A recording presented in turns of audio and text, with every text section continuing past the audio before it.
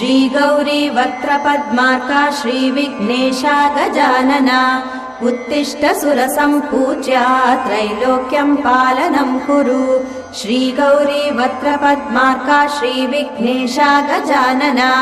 उत्तिष्ठ सुरसम्पूज्या त्रैलोक्यं पालनं कुरु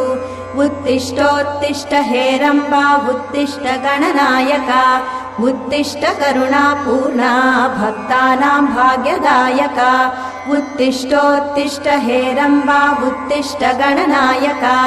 उत्तिष्ठ करुणापूर्णा भक्तानां भाग्यदायका